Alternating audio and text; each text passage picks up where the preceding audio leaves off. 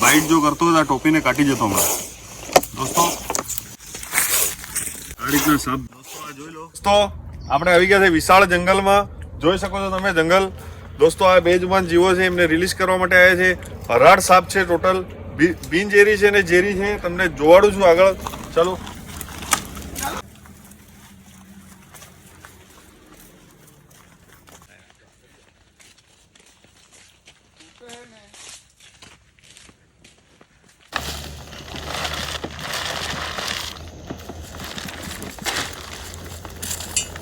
દોસ્તો આ બેજુબાન જીવો જોઈ લો તમે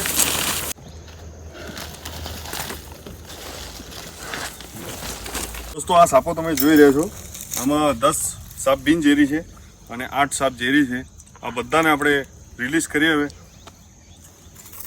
આની રફતાર જોઈ રહ્યો હમણાં કેવી રીતે નીકળે છે આ દામણ સાપનું બચ્ચું છે જોઈ લો દોસ્તો એ કાંઈ ગયું તો બે દામણ હતી એ જતી રહી છે એક નાનું બચ્ચું હતું અને એક મોટી સાઈઝમાં હતી અને આ એક પણ આ બી નાની સાઈઝમાં છે જોઈ શકો છો તમે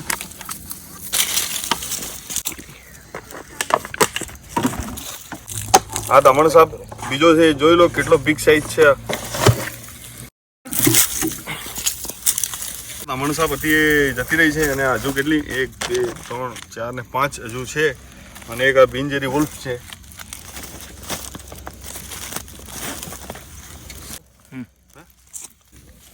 જવા દઈએ છે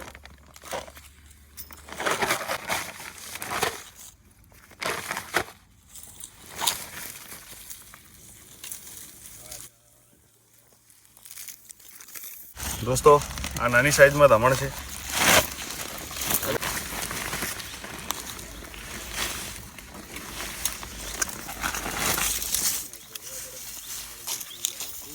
દોસ્તો આ તમને લાગતી હશે કે આ એકદમ અલગ વ્હાઈટ ને પીળી છે એવું પણ આ લોટવાળી થયેલી હતી એના કારણે એવું થયું છે ને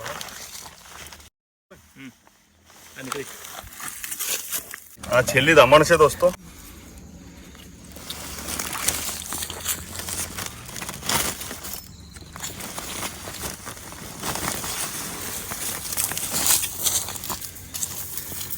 દોસ્તો આ બધી દામણોને છોડી દીધી આ છેલ્લી દામણ રહી છે જોઈ શકો છો આની રફતાર બધી દામણો કેટલી સ્પીડમાં ગઈ છે તમે જોઈ શકો છો આ પણ જવા માટે ઉતાવળી છે દોસ્તો આ દામણ સાપ જોઈ લો કેટલી લંબાઈ છે એની બધી દામણ સાપ તમે જોઈ કેટલી લંબાઈમાં હતી બધીને આપણે ખુલ્લામાં રિલીઝ કરી દીધી છે અને આ એક છે એને પણ હવે જવા દઈએ છે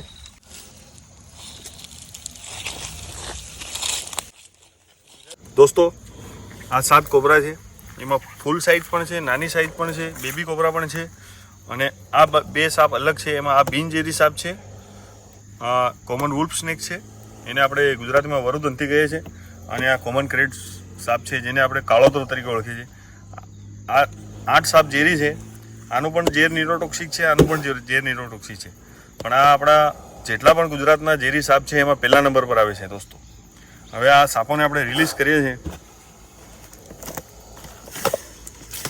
દોસ્તો આ બેબી કોબરાને આપણે રિલીઝ કરીએ છીએ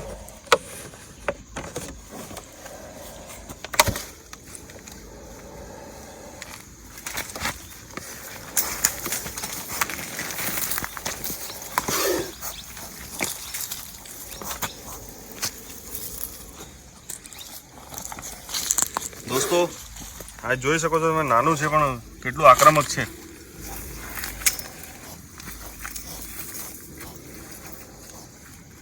આ નાનાને વધારે હેરાન નહીં કરી અને જવા દઈએ છે એની અનુકૂળ જગ્યામાં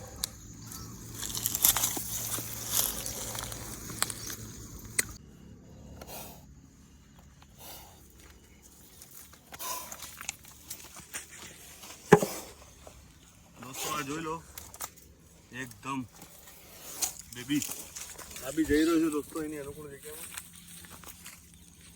દોસ્તો બે કોબરા એની અનુકૂળ જગ્યામાં જતા રહ્યા છે અને આ ત્રીજાને પણ આપણે ખોલીએ છીએ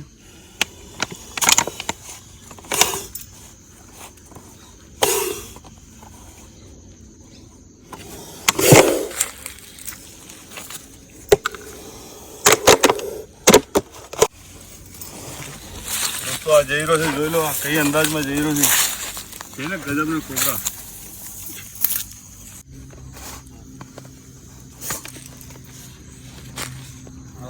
દોસ્તો આ જોઈ શકો છો તમે,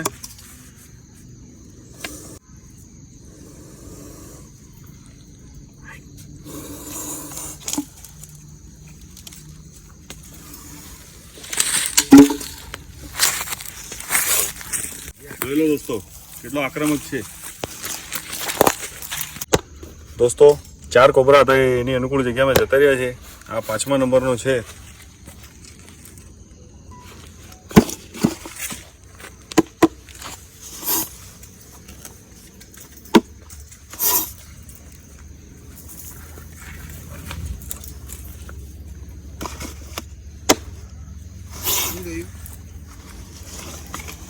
છે ને દોસ્તો જોઈ લો તમે એકદમ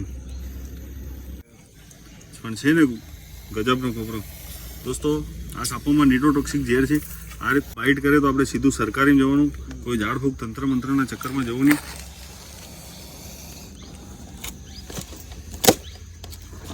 આ 6 નંબરનો ખોલું છું દોસ્તો. હવે આ થોડીક સાઈઝ એની મોટી છે.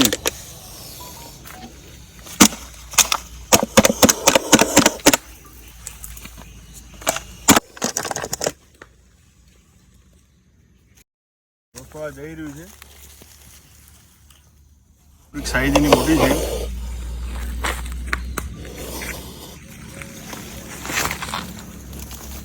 દોસ્તો આ જોઈ શકો છો તમે, આ કોબરાની સાઈઝ જોઈ લો, છે ને 3 ફૂટ જેવો.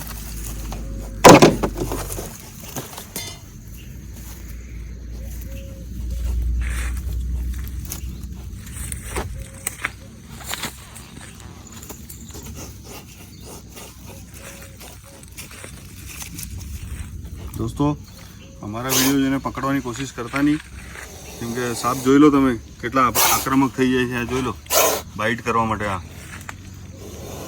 આ નાના છે, પણ આ નાના જેટલા નાના સાપ છે એટલા બાઇટ કરે તો એ વધારે પ્રમાણમાં ઝેર છોડ દે છે. દોસ્તો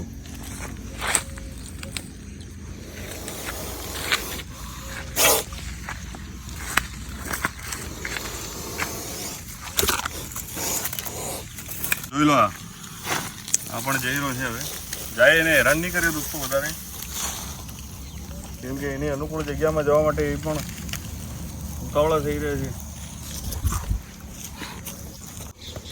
આ છેલ્લો કોબરા છે. એક કડપમાંથી છેલ્લો રેસ્ક્યુ કર્યો હતો, જે પેલી ધામણ તમને બતાડી હતી. અને આ કોબરા જોડે જોડે હતા બંને. આ બી કડપમાં ઘૂસેલો હતો.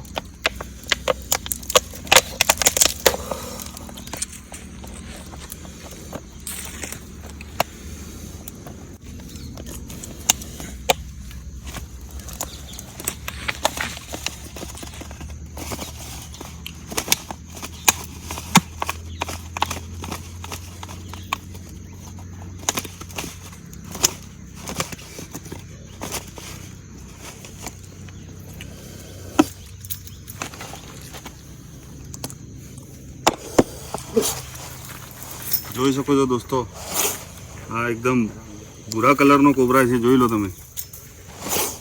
એને ગેહવાન પણ કહેવામાં આવે છે. ગેહવાન કેમ કહેવામાં આવે છે કે આનો કલર જે ભૂરો છે, ઘઉંના દાણા જેવો, એના ઉપર ટીચા તમને જોવાતા હશે ઘઉંના દાણા જેવા. દોસ્તો આને ડર લાગે તો આ કઈ રીતે બાઇટ કરવા આવે છે જોઈ લો.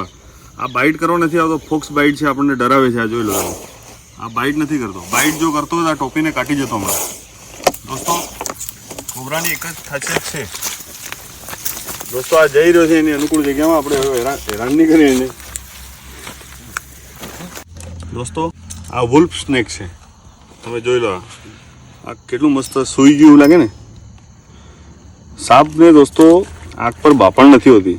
એ સૂવે ને તો બી એની આંખો ખુલ્લી જ રહે છે, અને આ રીતે એ સૂતા હોય છે. દોસ્તો આ જે સાપ છે ઝેરી, એની મિમિક્રી કરે છે આ સાપ.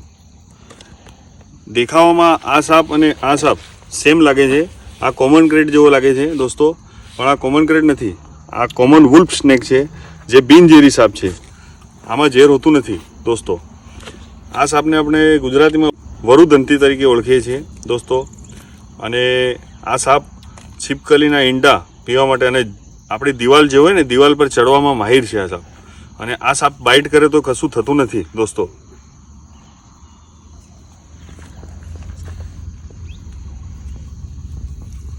જોઈ શકો છો દોસ્તો તમે આ સાપનું મોઢું તમે જોઈ લો, એકદમ બદામ જેવું. જે આપણે બદામ ખાઈએ છીએ ને એ બદામ ટાઈપ એનું મોઢું છે.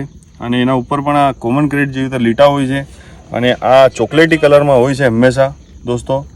અલગ અલગ કલરમાં હોય છે, બ્લેક કલરમાં પણ હોય છે. પણ દોસ્તો આ કોમન ક્રેટ નથી, આ બિનઝેરી સાપ છે. આ સાપ બાઇટ કરે તો કશું થતું નથી દોસ્તો. આને પણ હવે વધારે હેરાન નહીં કરીએ અને જવા દઈએ છીએ એની અનુકૂળ જગ્યામાં. દોસ્તો આ વુલ્ફ સ્નેક જોઈ લો તમે, આ એની અનુકૂળ જગ્યામાં કઈ રીતે જતો રહ્યો છે. તો આપણે આ કોમન ક્રેટને પણ હવે બહાર કાઢીએ છીએ. જે આ નાઇટમાં નીકળવાવાળો સાપ, જેને આપણે કોમન ક્રેટ જોઈ લો તમે દોસ્તો. આ સાપની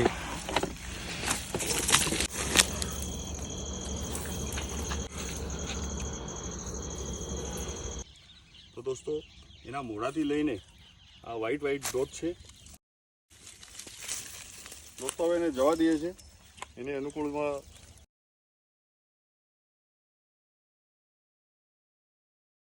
તો આપણે હરાડ સાપને રિલીઝ કરી દીધા છે.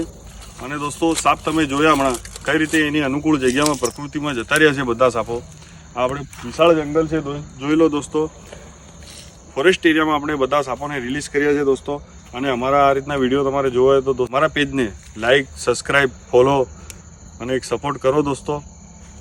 કે આ જંગલમાં આપણે સાપોને રિલીઝ કર્યા છે.